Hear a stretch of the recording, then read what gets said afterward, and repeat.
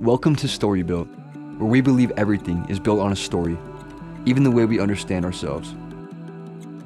This show is all about real conversations around mental health and the everyday experiences that shape us. Join Tyler and Georgina as they explore another story built from experience.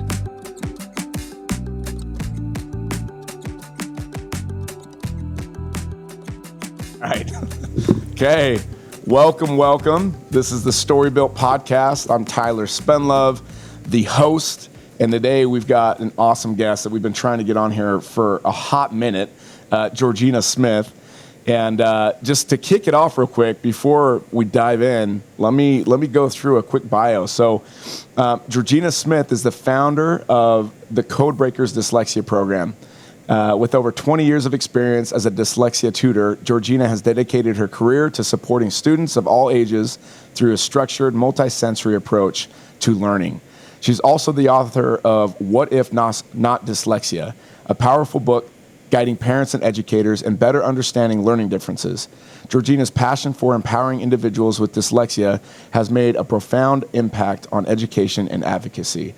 I'm super pumped to have you on today. I think I first reached out to you like 6-7 months ago on LinkedIn. I saw a lot of your content, and I was super intrigued, super interested.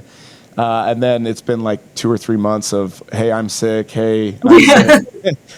Holiday season, all the things. So really excited to start out 2025 with Georgina. And as we like to do, I love to just dive in at the beginning and just understand your story, right? Like who you are, how you grew up, how you were raised, and get into it if you want, right? Into some of the funny, the sad, whatever it is. And then because you really have done a lot, and like you said earlier before we hit record, you're trying, right? You're trying to make a dent. You have such a passion, and there's so much, and we're excited to hear your story.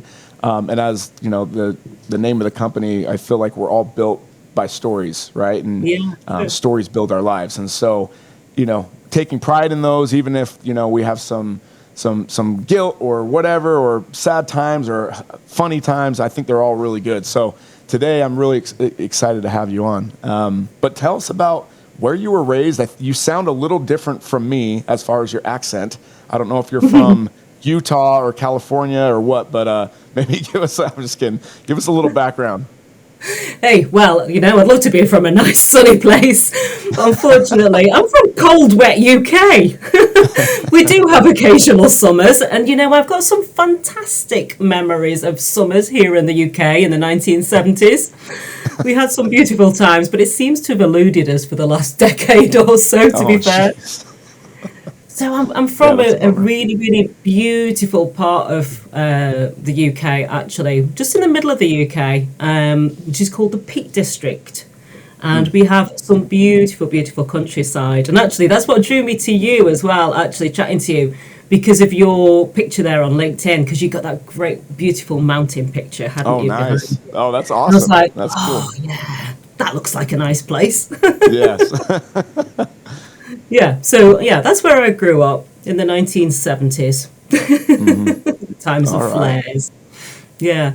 So, throughout that time when I was little, I kind of always understood, I don't know why I kind of always understood that my dad had literacy difficulties, actually. And that's why I kind of do what I do, really. It wasn't my first choice career at all, in fact. I'd actually returned from working abroad.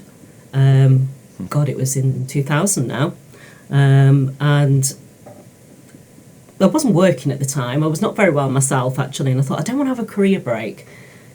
But I didn't feel ready for work. So I went back to my local college and offered to do some voluntary work there, working with adults who had poor literacy skills, because I knew the struggles that my dad had always gone through. Whether it be work-related or whether it be just general household things. My dad never took charge of doing the insurance, doing the banking, anything like that. Mum did and still does do everything. so I went along there, did a few months of sort of like voluntary work with adults. Oh God, it was a disastrous course, really, that we were taught. We were taught nothing that was relevant, really.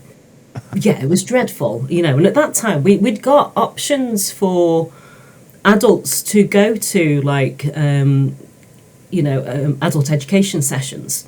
And I thought, crikey, is this what's on offer for them? Really? And I remember my dad sitting at the dining room table, actually, as we were kids and doing our spellings and stuff with mum. And he'd just be relentlessly writing words after word after word. And that was his experience, actually, of adult education for somebody who had literacy difficulties. Wow. So from there, I kind of got encouraged to do this teaching course, and ended up going into teaching in a very, very indirect way. And in the end, I ended up going to a charity to work for them full time, and that was where we taught ex-offenders and long-term unemployed people literacy skills.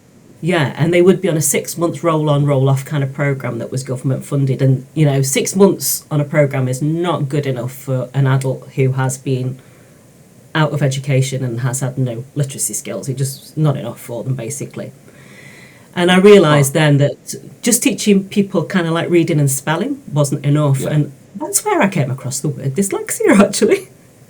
It wasn't until then that I ever even knew about it. Really? So when was that? Like, what year was that? That would be about 2021, 2001, 2002. God, with so many decades have flown by, haven't they? Really? So, yeah, just after the millennium. You were teaching you said ex-offenders? Yeah. Ex-offenders, people with issues, people without, much education, but they were adults. Yeah. And you noticed that after 6 months, you're like, man, the 6-month program is no bueno. It's not long enough.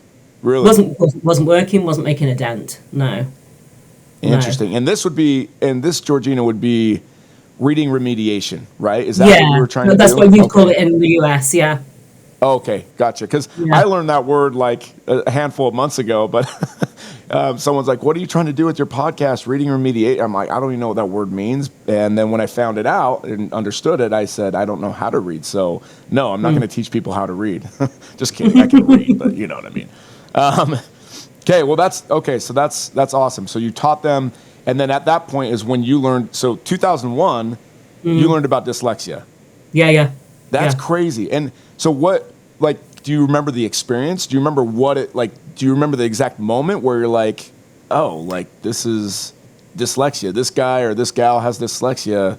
Well, obviously, at that point, I didn't kind of know what it was. I just knew that whatever it was that I was doing just was not working. And I needed to know why it wasn't working. I'm always somebody seeking answers, I suppose. My goodness. And I suppose I just started sort of diving around and looking into stuff and just discovered this word. And I thought, okay, yeah, this probably does describe the people that I'm working with. And I need to take myself off to uni and do something about it. And so I trundled back to uni again. I think it was the third time I'd been back. The university?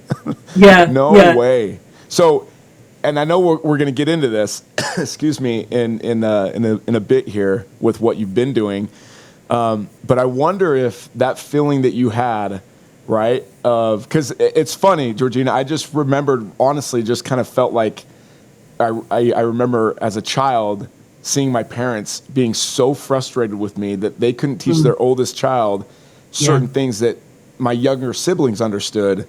And being so frustrated, not angry at me, but like, why doesn't there's something? Was that kind of how it was for you when you were teaching these ex-offenders? That are like, what? Like, you're an adult, you should understand this stuff. What is it? There's got to be some weird disconnect that I'm not seeing here. Is that I never kind of the thought feeling they're you an had? adult, they ought to know it because I got really first-hand experience that there was a good reason why they didn't know it, and it just doesn't work, and it's one of the things that I've always connected with is knowing or understanding parents' struggles and frustration and why can't they help their child. And it's horrible to to see parents unable to help. And in fact, I saw somebody the other day. I just did like an observational kind of thing with the child who was age 7. And, I've never actually been in a traditional school system. I came at it from adult education. And I said, so when they send his spellings home with him, what are they showing you now to do? And when you send his reading book home, what techniques are you given? None. And that's like, so parents are just stabbing in the dark, trying to find and go off probably what they were taught, which is decades ago, usually for some, it's like 20 years ago, isn't it? And it's, I don't know. There needs to be more support for parents, for sure. Yeah. We're going through that right now with our kids. We have 4 kids and 3 kids in elementary school and 1 in middle school. 12-year-old is in middle school, but yeah, I've always been. It's kind of funny. They just say, "Dad, we don't do homework anymore.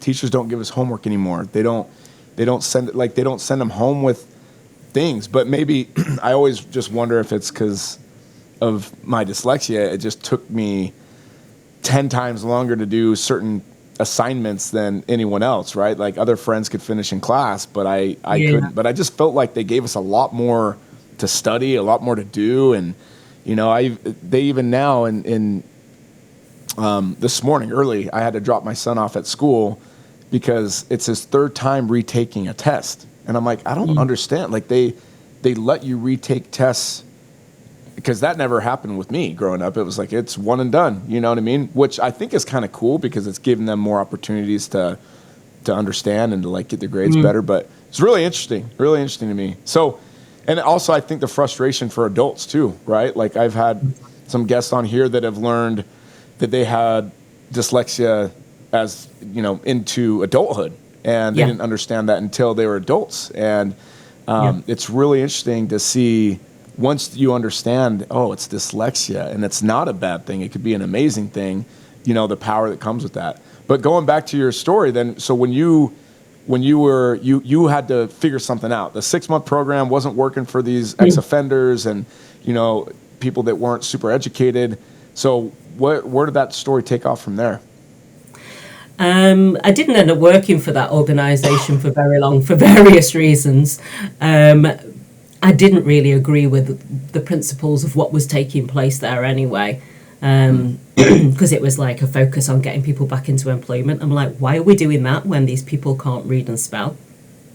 There's the likelihood of retaining employment is going to be hard anyway if there are some difficulties there at that level. So I ended up leaving there anyway, and my journey then became self-employed journey. I started up a little parent help group, really. And then started doing observations, and then started helping parents understand reports that they'd had on their children, because sometimes people got assessed formally and fully for dyslexia, and I would help them go through and understand what the content of those reports were, because sometimes they can be really sort of like full of jargon and stuff like that, and they didn't really know where to go with that information. And then slowly people would start and ask me to tutor their kids. And that's where Code Breakers was born. Really? Okay. And what year was that? Oh, goodness. I don't know. That was probably roughly around about 2003, something like that. Okay. It's a long time ago now. Gotcha. Lots of sleeping and lots of things have taken place since then. Yeah. Well, and I'm so excited to get into Code Breakers. Before we jump into that, real quick, just back in your childhood, because I think it's interesting, when you said certain things about your dad. Yeah. If in your professional opinion now, would you look back and say my dad was dyslexic? Pretty much, yeah. With my dad as well, he'd always had hearing issues. He was never like profoundly deaf or anything. But he'd also had what we call auditory processing difficulties as well. Very much undiagnosed. and his ability to process sounds. So if you hadn't got a hearing difficulty, if you've got just an auditory processing difficulty, it means you can hear like levels of sound, like loudness, but the brain processes that information differently. Okay. So it can be things about also misconstruing the information, having time to process that information that comes in at an auditory level. Jeez. And that just has a huge impact on education per se. Just being especially in the if you have that classroom. and like dyslexia, right? Like, and a hearing difficulty as well on top. yeah. Interesting. So you saw his frustration, like you were saying, like he couldn't help mom out with the bills. He couldn't do certain things like that just because she took over that as he was having problems with that stuff. But with you two growing up, oh, sorry, go ahead. I was going to say, what do you got to remember? My mum and dad got married at the age of 19. And they had my brother when they were like 22, something like that. Okay. My dad then wrote my mum a letter in hospital. And it was only at that point where she realised he couldn't read and spell. Oh, really? Yeah. So she was in the hospital. She was in the hospital, and he wrote her like a love letter or something? Yeah. Oh, that's cute. And because my dad always was in like manual labour work, he didn't need literacy skills. So it was easy to cover up, it was easy to mask. I mean, I don't even know if he was really aware of what his levels were like, to be honest, because he didn't really need to use them. But as his job went on, technical things start coming in, don't they, and stuff like that. And mobile phones, they were given mobile phones so the boss could get in touch with them. And, that's where my dad just went, no, I'm not using that. Yeah. And so then the anger comes in and all that kind of stuff, and the covering up and the masking and stuff like that. And the other big impact, I think, that we saw was, when we were starting school, age 5, 6, there were a couple of other things going on in my dad's life as well, too. I mean, he lost his brother around about that time, too, very dramatically. My dad ended up having a nervous breakdown. And in the UK, they treated that with electric shock treatment. And he now says that it's honestly, it's disgusting. Yeah. It's very upsetting to see. And part of that for my dad was also the fact that he knew that we were going to school and he knew he wasn't going to be able to help. And that, just all layered up and created the difficulties. That's hard. That's really hard. As a dad, you see, like, it's the dynamic with me and my wife, it's really interesting, and I've always been really worried about it, to be honest with you. Before I had kids, I was really worried about this stage in life for my children and when they start going to school, and if I'll be able to help them or not, right? With certain things. But I really help on the uplifting side, the morale side.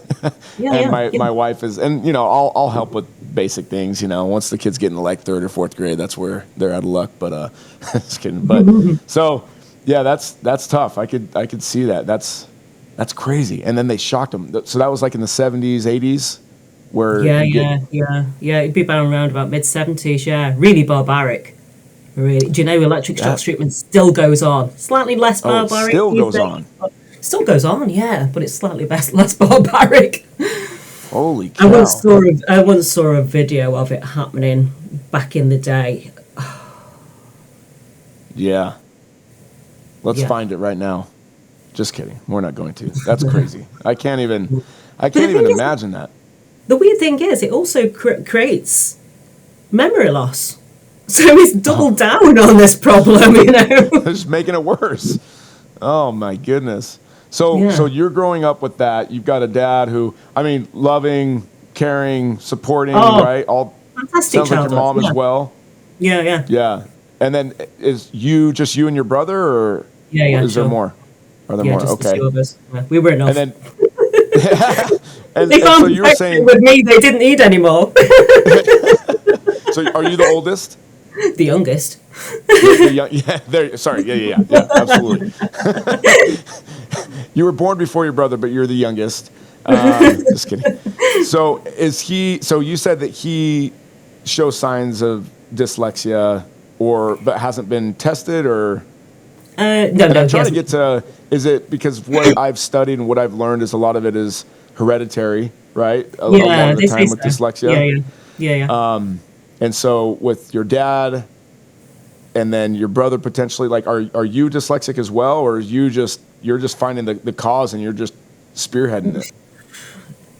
I think there's some neurodiverse issues going on for me. Yeah. Can't quite pinpoint them. It would be really difficult to assess me now because I know the tests inside out. So it would be really difficult to Interesting. try and evaluate me. Yeah, but spoke to you earlier, didn't I? Things like word retrieval difficulties for me. Yeah. Can you explain yeah. that a little bit? Because this is a big one for me. When you say word retrieval, what does that mean? Because growing up, when I found out as an 18-year-old that I was dyslexic, I thought it was just I wasn't good at reading or writing, spelling, math type of stuff, But I've learned that it's a lot more. Yeah, it can be so much more than that. And language difficulties and word retrieval can also be part of it too. So, I'm not a natural learner. I have to work hard at whatever I do. Like I did a law degree. I had to retake the first year exams, Everyone else was flying through. I was crying at home going, what's wrong? So learning doesn't come naturally to me. So, there's a possibility it could be. But yeah, the word retrieval is knowing you've got something that you want to say. And literally, you cannot find the word. And some days it can be about the simplest thing, like, what is this called? It's a stapler. I know it today. Yeah. But tomorrow I might go, you know what it is. Fill in the gap for me. And I think when you're under pressure as well, Okay. like if you're doing presentations, stuff like that. I think sometimes as well, the information just comes spinning into your head so quickly too, which could be an ADHD thing for me, possibly.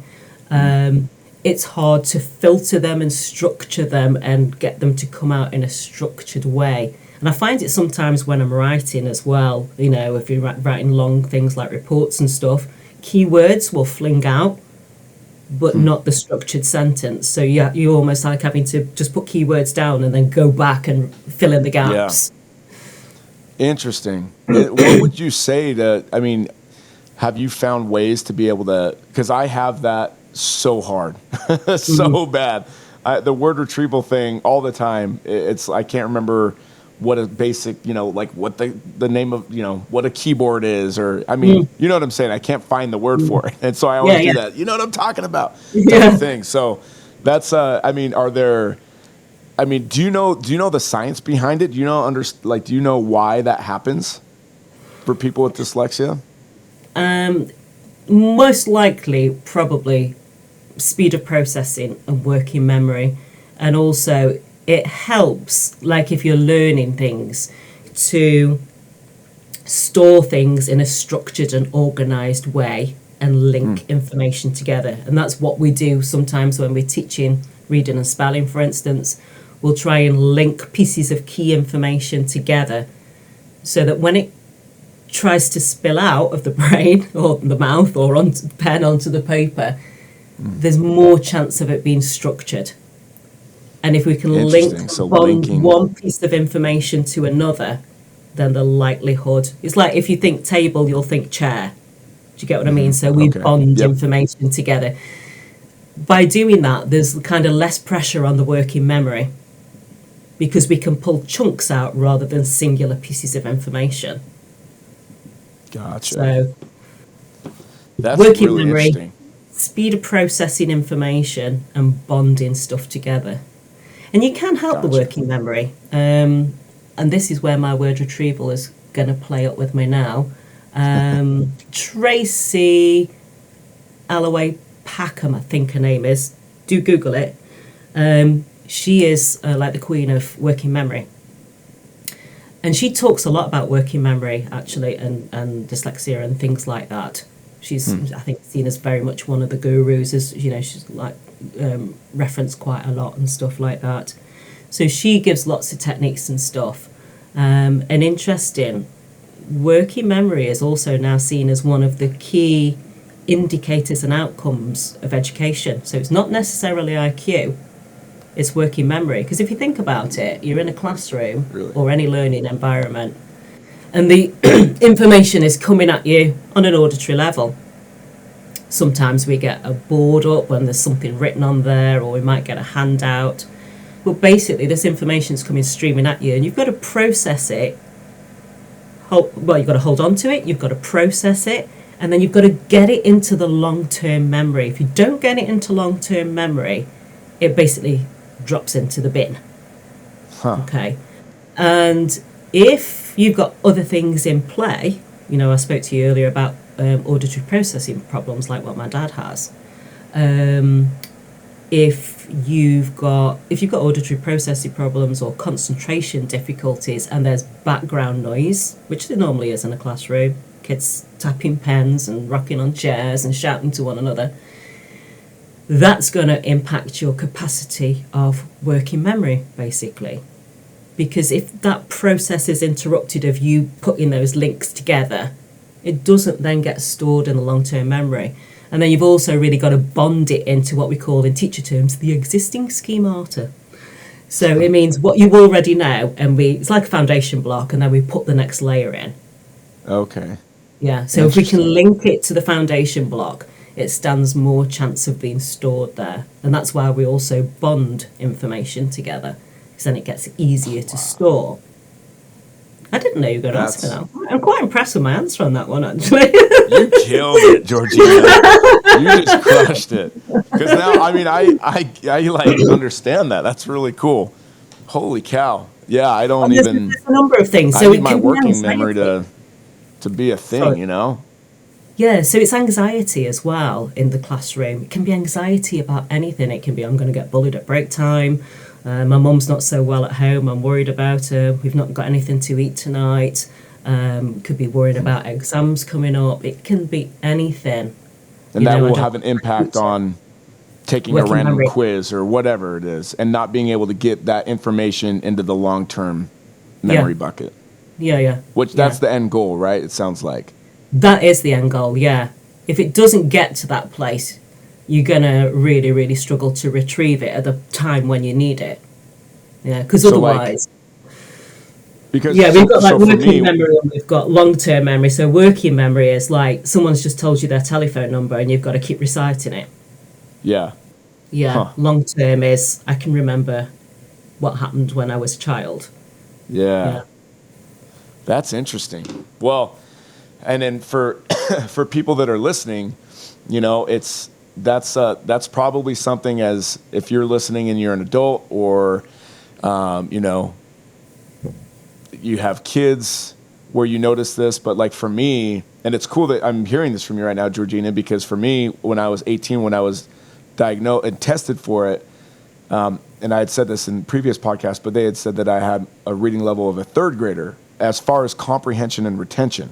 So my working memory, basically, I think that probably is what sums it up. My working memory wasn't working, right? Like, because I would read, but I couldn't comprehend what I was reading, and I couldn't retain it. So that's why it's like I would read the same thing 20 times, and you know, and it was always really hard for me. But it's all the outside factors, right? Like you're saying, if I'm worried about being made fun of after class, or you know, a sport event that, you know, I'm just excited but nervous about.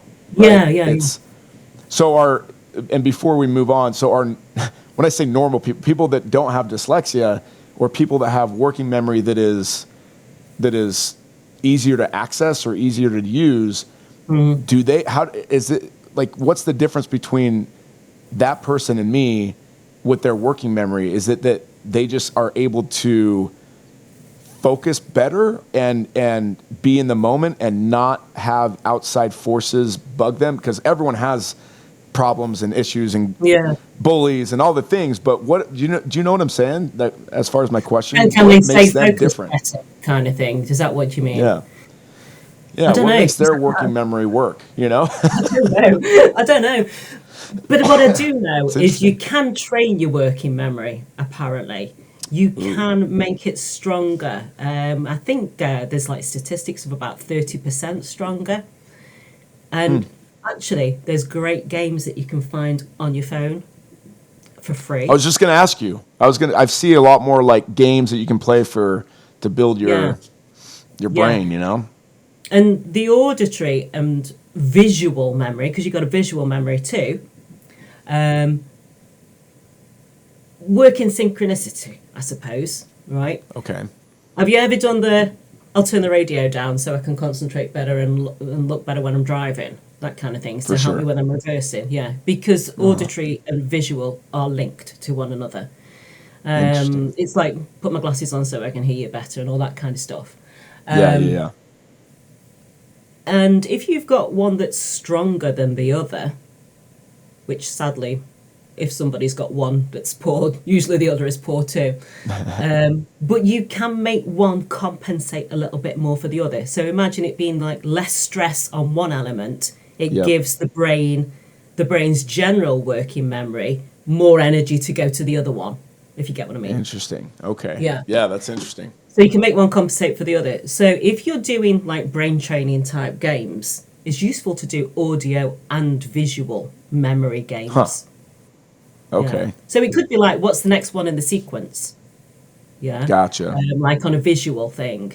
And games, like the games that you maybe played when you were kids of, I went to the shop and I bought an apple. And then the next person goes, I went to the shop, I bought an apple and a banana. Yeah, So yeah. that's your auditory memory. Gotcha. Okay. But then you might have played other games like where you had like several items on a tray or a table, and you look at them for 30 seconds or a minute. Someone covers it up, and you've got to try and remember which ones they are. Huh. Yeah, so you label Yeah. which ones. Oh, yeah, for sure. Or we take one away. Which one have we taken away? Those sorts of games are really, really great for audio and visual memory skills. I once heard actually that game about removing things and whatever was done by spies. Oh, really? Like that. Yeah, or it was like an early trading thing. Yeah, No one way. spy claimed that what he'd been doing when he was little or something. Don't know. Dang, Bizarre that's what we should fact. start Could be doing. true. I don't know. Yeah. That's awesome. Well, Yeah, that's really but cool. it's all stuff you can do for free at home. It doesn't cost anything for things like that. See, that's funny because I'm a very skeptical person. With I used to be very trusting in everything. You tell me something, I believe you. More and more, just skepticism, I think. But when I see those games like, oh, download this and you can, it builds your brain power. I've always just been like, they're just trying to get me addicted to screens. You know what I mean? But Yeah. hearing you say that, I'm going to go download all of them. So this is going to be great. I But you love know it. what? Okay. The thing is, you can do a lot for free at home. You don't need to, and it doesn't need to be screen time either. You could literally cut shapes out of like a red triangle, a blue square, an orange circle.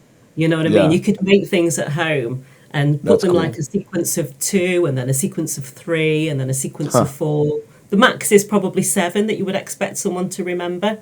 Okay. Yeah, so you could easily do a game like that at home for free. I love that. Holy cow. We need you over here, Georgina. You need to teach my kids. So, all right, 2003, I think you said. Yeah. And that's when you came up with Code Breakers, right? Like you had left problems with the 6-month issue, right? With these ex-offenders. You're like, man, this isn't getting through. And then you went uni, and then you did your own thing, and then you're like, I'm going to build my own company, and I'm going to teach adults and help them out. And then Code Breakers started.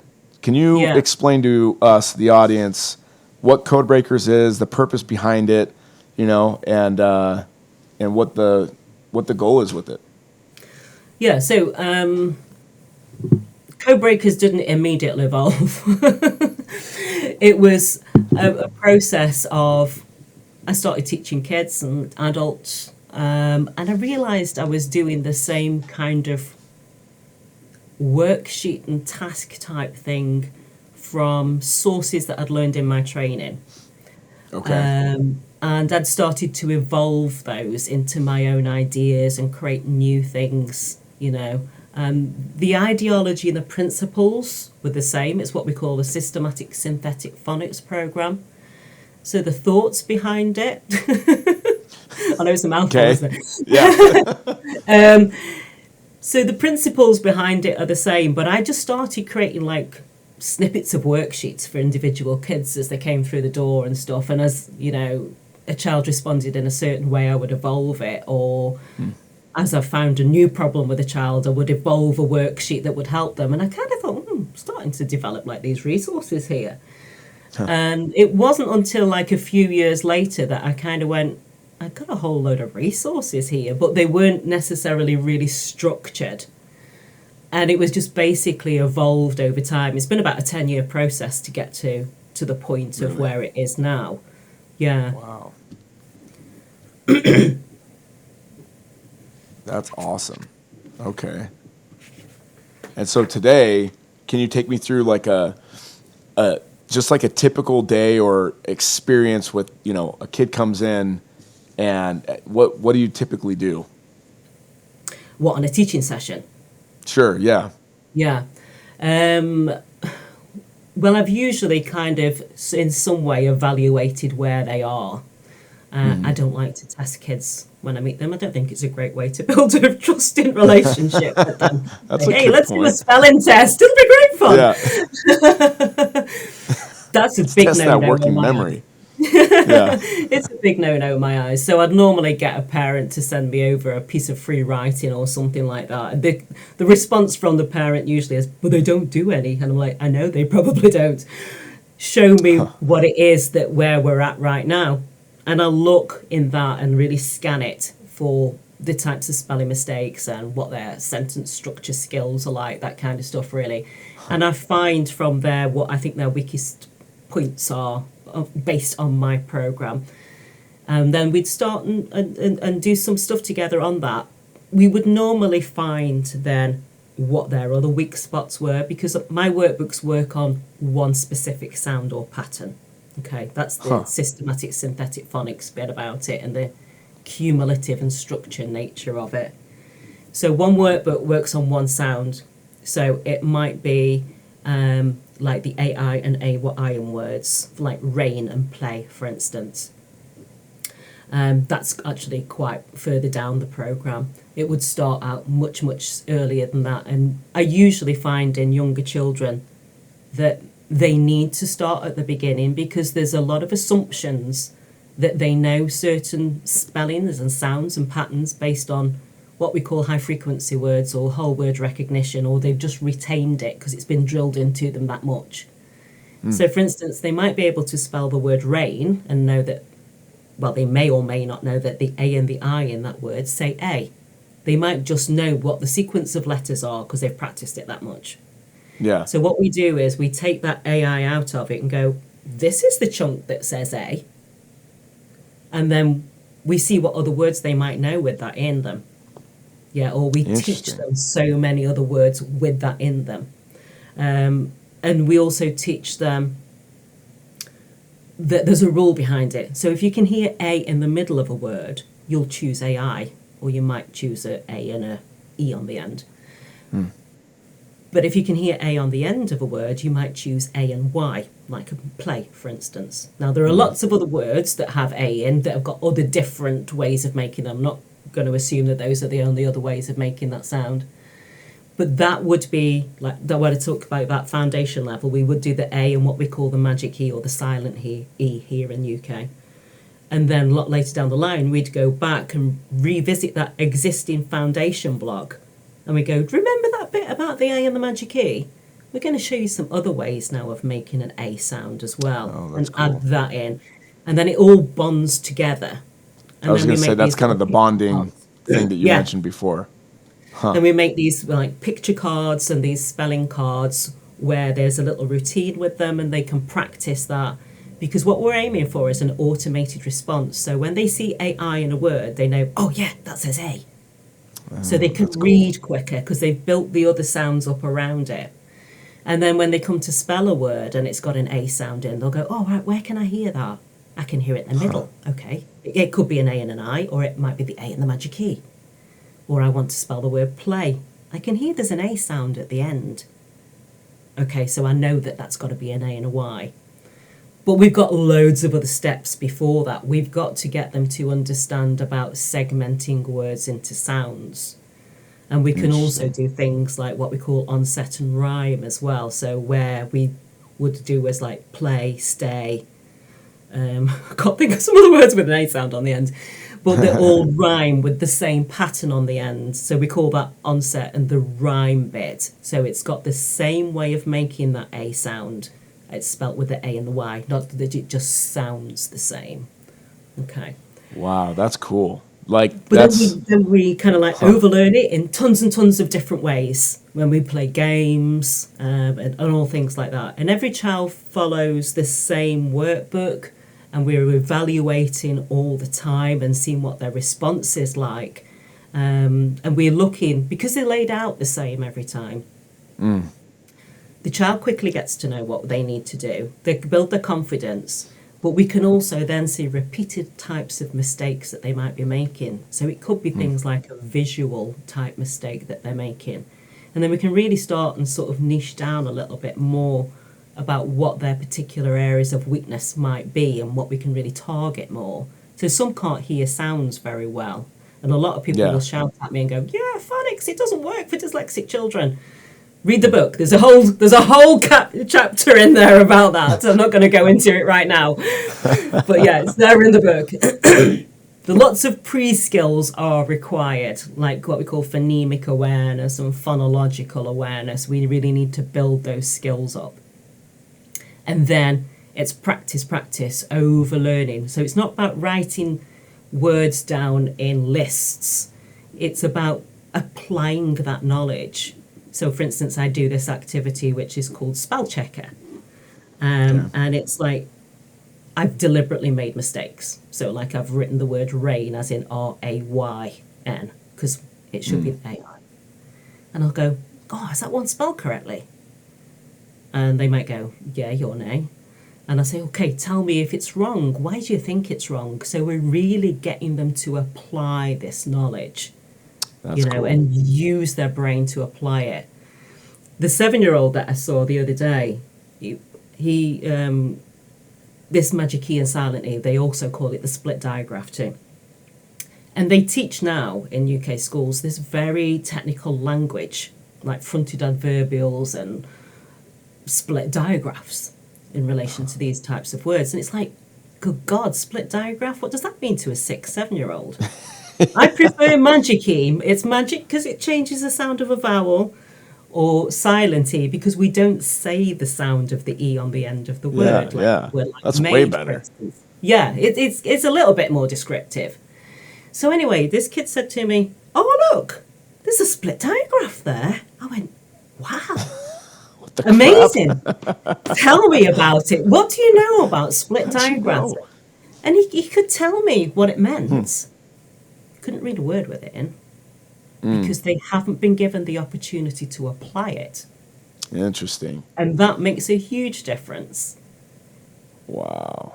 Well, you're freaking awesome for being really good at what you do, because this sounds so it sounds so awesome, but also like, holy cow, there's a lot that goes behind it.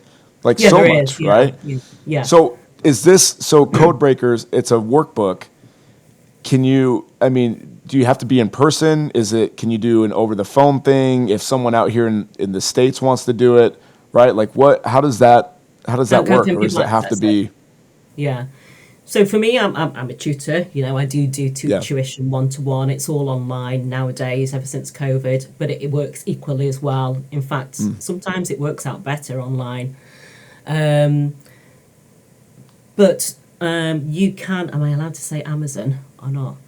You can find the workbooks on Amazon. The first series is there on Amazon, so you can buy a singular workbook on Amazon. Okay. alternatively, at the present time, you can still go onto my website, which is dyslexia-codebreakers.co.uk, Yep. and parents and schools can download the program. Obviously, you've got to pay for it, but yeah, it's a downloadable resource, and you get the workbook to print out at home. Oh, that's great. Okay. Yeah, you can say, we say the Big River Company, we don't want to get in trouble by them because I'm so big. So, just kidding. Amazon, get it, Big River. But anyway, yeah. Oh, So yes, that's, yeah. you know what I'm saying? There we go. No, it's all good. Sometimes I do that. I get a little goofy. No, that's okay. That's awesome. I love that, and it's funny because I'm thinking about my daughter as you're speaking, and I'm like, oh my gosh, like this is she needs reading remediation or systematic symphonic. I can't remember what you said, but Systematic synthetic phonics. There you go. I Yes, still struggle with it. It's a bit of a Synthetic. tongue twister, isn't it?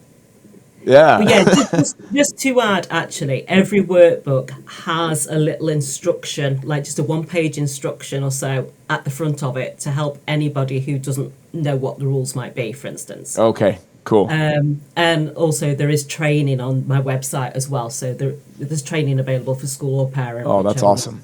So yeah, it's not just here, have a workbook, go for it. Yeah. No, that's really good. So is that something, and I know that we have more questions, obviously, and I would love to get into your book and understand that. But around Code Breakers, I mean, anything else that you've seen as far as, I mean, even just the stories behind, I mean, I love that story about that 7-year-old kid, right? Like that he understood that thing from school, the diagram, whatever it was called, the split diagram. Yeah. Yep, digraph. But he didn't know how he didn't know how to kind of finish, right? Like he didn't know why, right? He didn't know how to use it. He didn't know how to use it. Describe what the phrase meant, but didn't know how to use it. Gotcha. So are you working with people of all ages on that? Like with your Code Breakers workflow and what you do there, is that helping? Are you seeing older people? Is it mainly young kids or what? Yeah, I mean, mostly parents invest in children, Yeah. Usually adults can quite often be in lower paid jobs, so they're not going to be able to afford one-to-one tuition. I have seen adults, and in fact, you say you're only 6 steps away from somebody famous. Yeah. Yeah. It's me. Is it I was you? on the TV. Yeah. Holy cow. Yeah. I'm one step away then from famous. So no, I did a Channel 4 program. So Channel 4 is like one of kind of like alternative channels within the UK. And they did a program called The Write-Offs that aired in 2020. And they wanted to demonstrate how adults with dyslexia had difficulties on a day-to-day basis, and how intervention and support could help them. So we did use the Code Breakers program with the student that I worked with, and he was 66. Or was he 60? Okay. No, I might be telling you. He was definitely 60-something. He could have been 66, actually. In his 60s. He was in his 60s anyway. And, he told me a lot about his life stories and, difficulties that he'd gone through, personal life and work and stuff like that due to dyslexia. There were a lot of stories like that on there, like young men like yourself wanting to support their children and stuff. It works with adults and children, because what I really, really strive to do is try and make it as neutral as possible, like the sentences and stuff. They could be suitable for a child or an adult. There are no pictures in there at all, so there's nothing to make it look immature. Oh, okay. And quite a lot of the young kids, can be frighteningly articulate, actually. Yeah. So their language skills for quite a few can be quite good, and they're understanding the sentences anyway at a language level. The same principles work for a child as they do an adult. Yeah. It's just if you can teach an old dog new tricks, right? If that person wants to learn, Well, it's not that. One of my students who was in his 40s at the time, said to me, what's great about coming to you is you make it safe. And that is the key thing. You know, we talked about that working memory and anxiety and stuff. If a learner doesn't feel safe to make mistakes, they're not going to try. They're not going to come back to you. And you've got to talk to them on a one-to-one adult level. And the safe place is really the key, because you've got to remember a lot of the people, like, you know, in the 40s, 50s and 60s, well, even today, kids are having traumatic experiences of education. You know, there's long-term trauma for a lot of adults, and getting them to actually open up, admit to it, revisit it. You know, the guy who did the program where he said, "Oh God, I'm so glad you didn't look like my school teacher."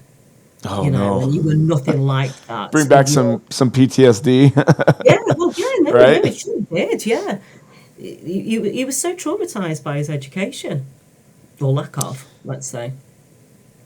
Yeah, it's so getting adults to actually go back and revisit it is a difficult thing to do. I think they're really, really brave, those that will. Yeah, I was just gonna say that they're pretty brave to be able to go back and do that, right? Mm-hmm. Well, that's awesome. I love the work you're doing there. Tell us about your book. Let's jump into that. I want to understand what's going on there, and what happened with that story. So you've been doing Code Breakers for a bit now, helping tons of people, and you're seeing the fruits of your labor, right? Obviously, that's got to feel so rewarding. First of all, to be able to teach a kid, an adult, and then see them progress and get better. And I'm big on the mental fitness side of things, right? I'm big on, I want people to not hurt themselves. I don't want them to kill themselves. I want people to be happy and to love themselves and understand that their story is building who they are, right? And it's part of, you know, whether it's good or it's bad, it can end up being good with the right mindset. Yeah. So on your front, you know, to be able to see that and that change and that the, you know, evolution in someone has got to be so rewarding. Yeah. So awesome and good on you for that. As you've kind of progressed in your career, you know, what made you think, hey, I need to write a book? And I mean, when, you know, what if it's not dyslexia? You know, like, I want to know the story behind the title of that, why you titled it that, you know, and because I have some thoughts about that, because I've had some people come to me and say, you know, like, I feel like I have some of these issues that you talk about, but like, I don't think I'm dyslexia. Like, or what if I go and get tested and it's not dyslexia? So I don't know if that's kind of part of what the message is behind what you're doing, but I would love to hear your thoughts around your book and that story, and kind of maybe what made you want to write it. Yeah, well, you can never look at dyslexia in isolation. And, you know, recent research here in the UK has talked about now there being coexisting learning differences or difficulties, whichever you choose to term it as. And so we might see things like autism, ADHD, speech and language difficulties, auditory processing, visual difficulties that are all coexisting with dyslexia. And every time somebody new used to come through my doors who'd got, you know, I had a child with like what we call a PDA, which is pathological demand avoidance profile, which is I'm going to sit here and I'll jump off the cliff before I'm going to do something for you, you know. Oh, wow. Which, you know, is a whole different conversation. And every time somebody new came through my door, I'm thinking, I've got to find out the reason why whatever I'm doing is not working for this individual. What else is going on? So over the years, I kind of did loads and loads of like CPD, you know, professional practice stuff to find out more. I made it my mission to find out whatever I could about any other difficulties. And I came across two fantastic and generous colleagues who I co-wrote the book with in the end. And they were so generous with their knowledge. You know, we used to do little bits of conferences together and things like that. And they taught me so much about those other coexisting learning difficulties. And we would always talk, and I would refer on to them with people who have felt were tricky and I didn't understand, or I felt I'd probably got something else going on that we needed to be diagnosed.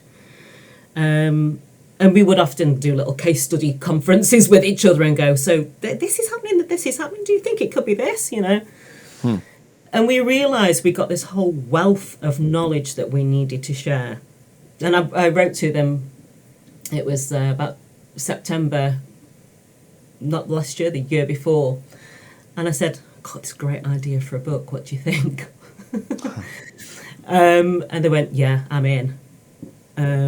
Wow. And basically we knew that there were so many other things that impacted upon literacy. We know that dyslexia is more than just literacy, but there were so many things that impacted upon literacy that it could be really, really difficult to diagnose a singular thing, or that we hadn't missed another condition.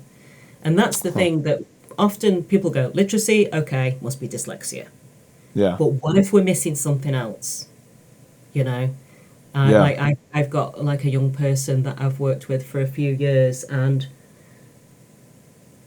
there wasn't enough going on about this person's speech and language intervention. So for as much as I do the phonics intervention, we talk about making sentences, we spell words, we read, the person doesn't have the appropriate language skills to then actually formulate a good sentence at an oral or a written level.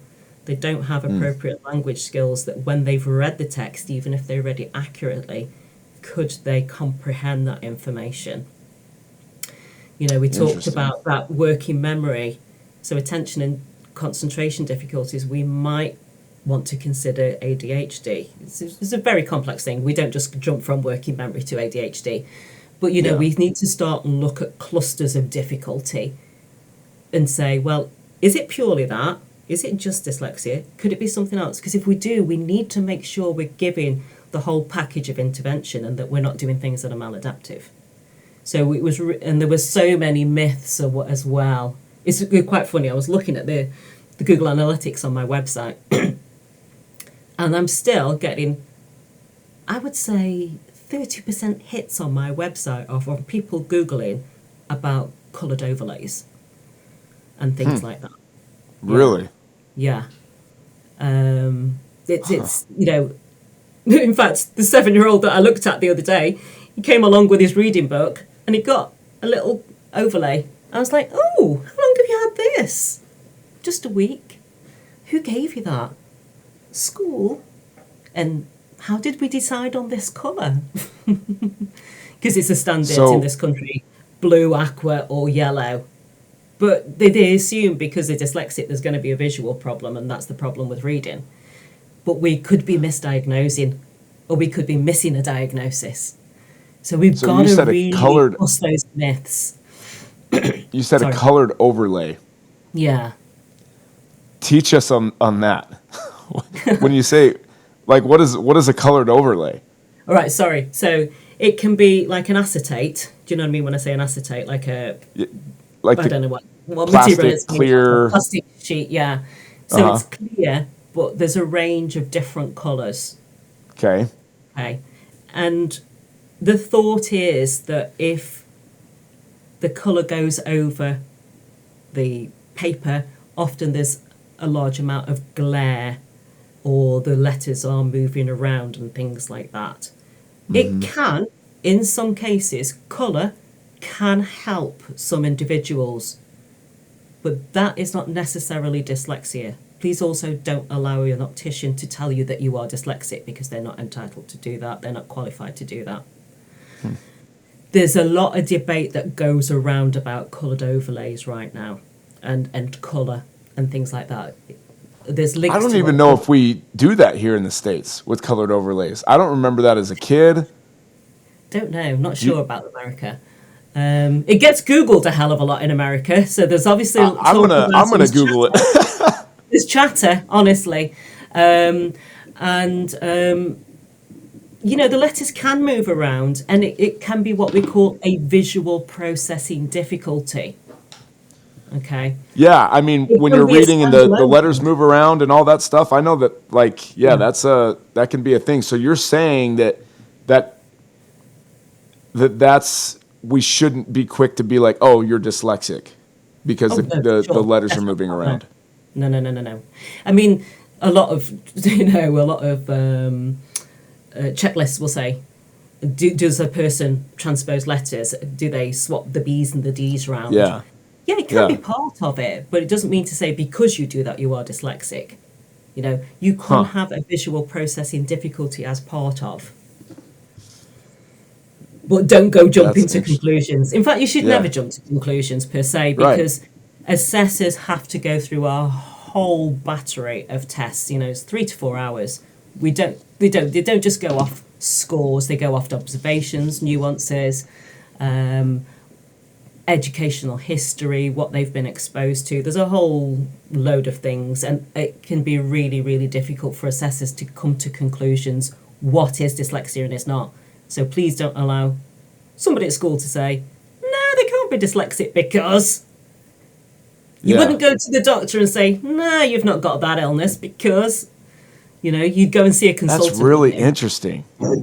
That's really interesting because it's like,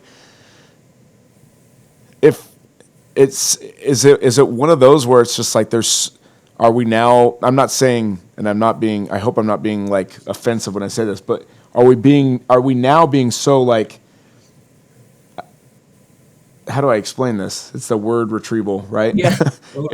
being able, like we're not making up tons of different differences or learning differences, right? But it's like, you know what I mean? Because I feel like maybe it's just old school where it's like, oh, you have a problem reading, the letters bounce around, or you swap letters for, you know, the D's and B's and S's and C's or whatever, then you're dyslexic. You can't sit still, so you're ADHD, or you know what I mean? And so now, I mean, you're obviously going to explain more. This is just really interesting to me. Like I'm a little like, holy cow, like this is new. I'll have to do a part 2. Yeah, for sure. This is definitely new.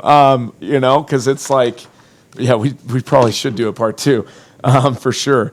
Because like, what's the end goal? Like, is the end goal like, hey, kid, you got a whole mess of problems. You know what I mean? And so what we're gonna do? Yeah, because I mean, yeah, in some ways you can kind of start to look at it in a very negative way of, oh, crikey, yeah, okay, you've got dyslexia, you've got a language processing difficulty as well.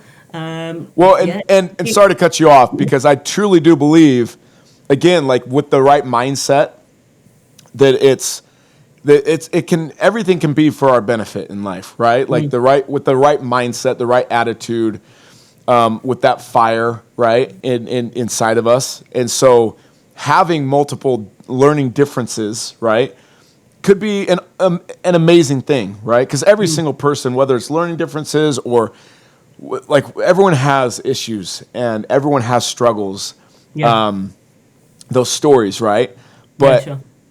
To me, it's more of like, okay, well, yeah, you have these multiple things. I was just trying to get to like, wow, like I feel like that could be a lifetime of, and it is, I guess, right? Just a lifetime of work on each one of those learning differences to be able to accept it or understand it and learn it and master it somehow, right? I don't know if I'm even making sense in my thought. I'm just kind of catharting, I think. I don't know. I'm grabbing bits of stuff out there. I'm thinking, yeah, I think sometimes it can be a hugely long journey, and I think sometimes parents will start in one place and they can very quickly lead to other places. And I don't say that in a negative way. I think it's important that we do get to the bottom of it to make sure that things aren't maladaptive or we're not putting the wrong things in place. But I think sometimes children can also feel a bit over-tested as well. Yeah. And in some ways, I kind of also feel that if we'd got enough training in education, you know, because here in the UK, teachers' training courses do not specify any of these difficulties. You probably do it as an additional thing, I would imagine. There needs to be a wider understanding, and if we had a better understanding and a more adaptive education system, in some ways we wouldn't kind of have to make so many diagnoses if the setting was right.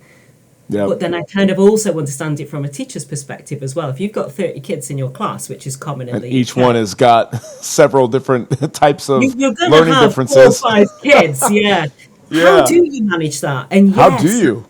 I Yeah. have the beauty of it being a one-to-one, you know, and Mm-hmm. sometimes that can be hard and it can be challenging. So, okay, you've got 4 or 5 kids. Yeah. And in the UK, we have what we call TAs, teaching assistants, as well. And Yeah. the TAs are normally the ones who are doing the extra support or taking kids out and giving the intervention sessions and stuff. So how do you manage that in a classroom? But I do think also we have a long way to go to make it better. You Yeah. know, I can see both sides of the coin. Oh, for But sure. yeah, I think it can be kind of traumatic for kids as well to go, oh God, no, I have ADHD, I have dyslexia and whatever. But it can also be a very positive. I mean, some people say superpower. For some it can be. For some it can be a negative experience as well, I think. Yeah. I used to say superpower like 4 years ago, and then I saw someone post something on LinkedIn, and I just was saying it maybe to make myself feel better. You know what I'm saying? But yeah, more and more I'm like, I don't know. I guess again, it's just whatever your attitude and your mindset is, right? If you look at it as such, then that's freaking awesome. You know what I mean? And maybe that's the goal, is to get everyone to look at it with that mindset, to be able to have that positive mindset. But no, that's really interesting. I mean, this is so with your book. I mean, what do you? I know that we're coming up for time here, but what on your end? I mean, how's it going? It's got 5 stars. I saw that for sure. You know. So well, what's on Big River? Yes, there are 5 stars. Yeah, and on Big nice. I'm going to use that forever now. We hit number 1 within about 2 to 3 weeks of it going out. Wow. Which was like, Wow. woo! Do you know? I know how pop stars felt now when they got number 1. on the Yeah, charts. that's so cool. Yay! Yeah. Yeah, it was amazing. That's so good. But the good thing is the feedback that we had. You know, within a couple of weeks, schools were saying, we've put that now into our staff training. And it's like, yes, because that's what we want. We want that bottom down, top up kind of approach. We want that trickle down effect of that information to slowly start and make those changes. And we also wanted to kind of inform parents. I was just going to ask you about that on the parent side. That they make as well, you know, inform. So this will help. This book will help them as they. Both sides, yeah. Interesting. So helping parents to understand, maybe each chapter talks about either autism, sensory processing, which we haven't even talked about, language delays. So there's about 20 different chapters, and there's not 20 different conditions in there, but there's 20 different chapters. But each chapter will talk about a specific condition and give case studies. So it helps professionals and parents to go, yeah, actually, I'm seeing that in that child. I'm not going to make a diagnosis, and we're not suggesting people make conclusions in their own minds about that. But at least it gives you a more puts them on the right path. Yeah, informed and direct route to say, okay, yeah, well, he's having literacy difficulties, but actually this, and this is going on. Yeah. So, you know, and it's one of the things we said, it needs a multidisciplinary team sometimes to really help come up with the right information and the right conclusions. Well, that's cool. And that's probably because I foresee people reading this and saying, oh, my child has this, and that. And then it's like, okay, well, then now what, right? Like, who do I go to that can specialize in not just dyslexia, right? But then also, you know, visual processing difficulty, right? And all these different things, which I'm sure, I mean, on your end, you guys are, that's what you do, right? Like that's who you are. That's what Georgina does. That's what your co-authors, you know, are probably doing as well, right? So the what's next, I think, is that question, right? Is wow, because this is phenomenal, Georgina. You're helping. I mean, the fact that teachers are putting this, you know, in classrooms and they're reading this and they're understanding this, I think that would be that alone would be a massive win, because the same thing here in the States, I know that there's some schools that are a little bit more progressive, you know, in that sense of just trying to be aware, right? 30 different kids in this class, you know, which one has this type of learning difference, which one has this. But I think it's very similar to the UK. And I could be out of step when I say this, but at least in my own experience, when my kids go, they don't, I mean, my kids' school, there's not enough funding to, I mean, my daughter has 44 kids in her class. Wow, and that's big. Yeah, I mean, it's, so how do you do that, right? And so I know that they don't look to, you know, it's more of, this is the standard teaching process that we have, and let's do that, and hopefully it works, hopefully it fits, hopefully it catches on with some of these kids, you know what I mean? That's I mean, I love it. I think that's huge. So what's I have so many questions for you. It's timing. We should go like Joe Rogan podcast and do 7 hours, but just kidding. I can't sit still for that. You have a lot of content though. I'm sure you'd be fine. So I have one question, because I am also big on like nutrition, health, nutrition. How much, like back in the 70s, right, when you were being raised, back when your dad was being raised, how do you think that there was a lot of children that had all these different learning differences, or do you think a lot of it is these days, because we see so much of it, is it more of an education that there's just a lot more data, a lot more learning, a lot more science, a lot more knowledge around it, and so we're more aware of it? Or are, you know, autism, you know, ADHD, different things like that, are they arising because of like nutrition, you know, or, you know, the things that were I don't know, you know, and maybe that's like for another time. I don't know if that's even like something that you look into or specialize in or care about, but I'm sure you care about it, but you know what I mean? So we can table that. But how much is this I think there's a huge amount of chatter about nutrition and things like that. Sure, I mean, if we've got a good, healthy diet, we say there are certain things, aren't we, that make our brain work better and things like that. And if we get enough exercise and things like that, oxygen for sure get into our brain, helps our brains function better, so are getting exercise and stuff. But going back to the other bit, for sure, I think, although there's more awareness, there's still not enough awareness. But we do know more now. There's more research taking place into these things. And, you know, dyslexia itself is evolving in the research that's taking place there and understanding the causation. You know, there's been a recent paper that's just been published, and it's out for peer review right now, about learning more about what dyslexia is and isn't. Really? But yeah, there's... You know, there's lots of chatter, isn't there, about, in our day we didn't have autism, we didn't have ADHD, you know, you were just a naughty kid. And I think we've got to understand that children's behaviour is all communication. You know, whether it be bad behaviour, which I hate that blooming word, behaviour, because it's so negative in its connotation. But yeah, children are trying to communicate, aren't they? One of the things that we look at is primary school children often get picked up about dyslexia because of literacy difficulties. Once a child hits secondary school, they're normally picked up because of behavioural difficulties. Yeah. Says a lot, doesn't it, really? Yeah, that does. It definitely correlates for sure with I'm going to have a hard time saying behavior, because I'm going to say Georgina's going to get mad at me if I say behavior. It's just me personally. I hate it. Yeah, it just feels so negative when you say the child's behaviour. Yeah. Naughty boy, no. Yeah, why don't you just say your child's personality sucks, you know, instead of behavior? Or no, I'm just kidding. that was a joke too, Georgina. I'm full of those kind of crappy jokes, but no, I mean, and I agree, and I think that's something that it's very intriguing to me. If it's just now we have names for things, right? Whereas back then we didn't. It was just you were naughty. You know what I mean? Like that's how it was for me. I felt like I got, kicked out of class a ton.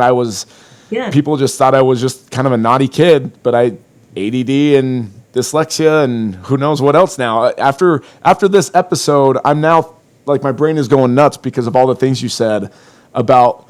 I mean, I love what if it's not dyslexia and how it could be paired, with other things. Like you had said earlier on, like dyslexia, a lot of the times, it shouldn't be looked at as a solo thing, right? Like, oh, it's just dyslexia, which is really interesting. I've had other guests that are like, oh, there's a lot of correlation ADHD and dyslexia. Yeah. Like I think it's 25 to 35% of people with dyslexia have ADHD, right? And so maybe it's more. I don't know if that's an accurate number, but or statistic, but I looked it up online. There's a great lady here in the UK called Dr. Amanda Kirby, and that's who set me on my journey of learning more about coexisting learning differences or difficulties. Really? Yeah, she's got great information and great statistics. Great lady to follow.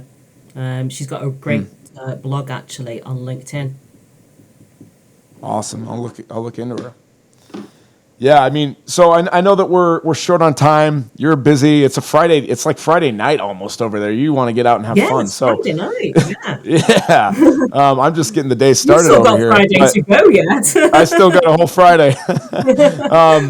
So on your end, with your book, I mean, anything else you want to mention about your book? Anything else that that you would like to bring up, or because I would love to have another episode with you because I have a lot more questions. It's been so enjoyable, really great. I appreciate you. I truly feel like you're such a caring woman, and it's really cool to me that like you're doing what you do because, I mean, like when I asked you, hey, do you think you have dyslexia or have you been tested? And you're like, oh, well, now I know all the tests and I know how to get around them, or I understand.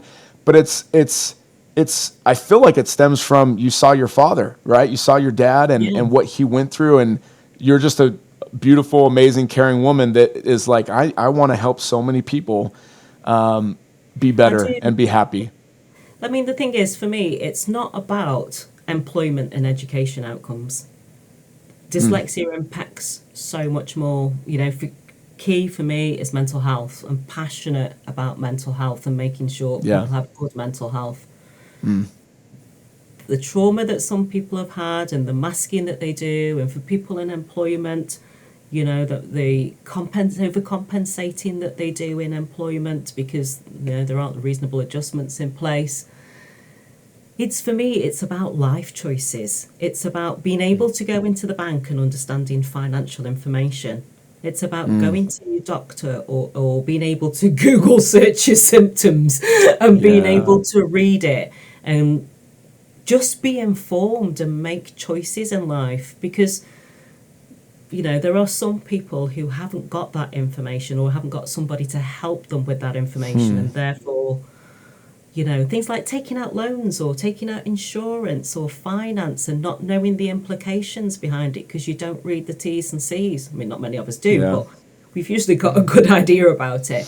Yeah, you can kind of. It's like about getting yourself, potentially in a mess about stuff. For me, it's about that. It's about life choices. I believe that every individual has the right to be able to be an adult with functioning literacy and numeracy skills to be able to have choices.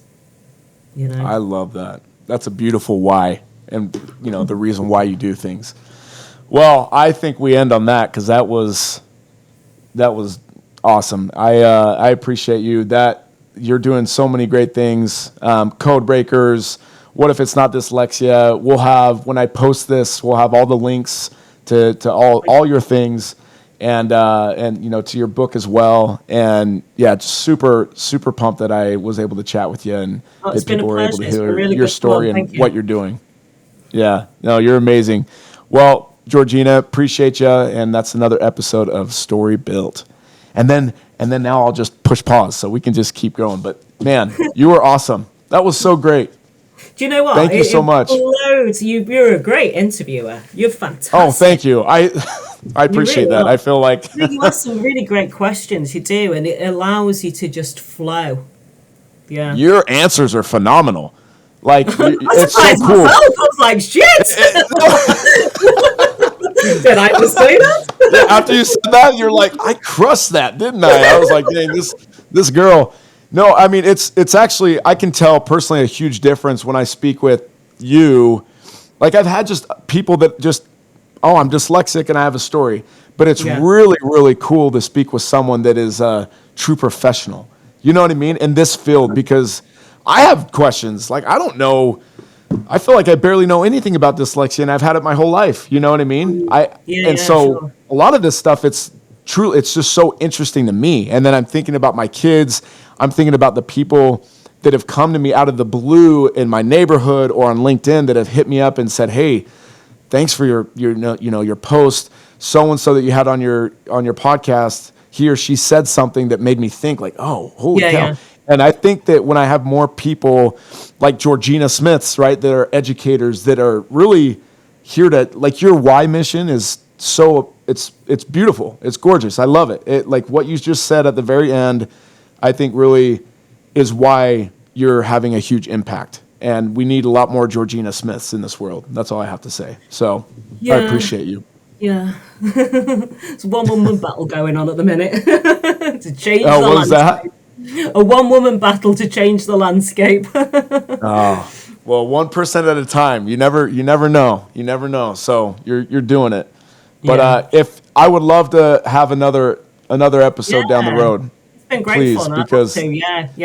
We I might have could some more just news pick up where we left off. Yeah, what was that? I might have more news for you as well, because I'm just developing an app for adults right now for help reading and spelling. Yes. So, yeah, that would be great to talk about that. Okay.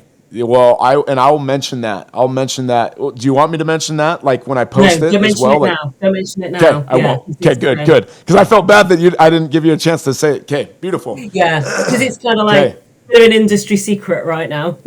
Love it. Gonna have lots and lots of AI involved. Oh, that's so cool. The AI is crazy. It's so crazy to me. I love it. I'm so into AI right now. It's unbelievable. I am too. It's so nuts. We're like trying to watch our TV shows at night, put the kids down for bed. She's like, "What are you doing?" I'm like, "I'm developing things. I have no clue what I'm doing. Like I'm making." Oh, and by the way, my wife gets so mad because this is just the last thing. I know we both have to go. I have a meeting in 1 minute for my day job. But we watch our favorite movies or TV shows to watch are UK murder mystery shows. Like we're into one right now, Shetland, the TV show. Do you like that? Oh my gosh, Shetland, Vera, all the things, all the things. Broadchurch. My husband loves them. My husband absolutely. We love them. So last night I'm getting ready for this.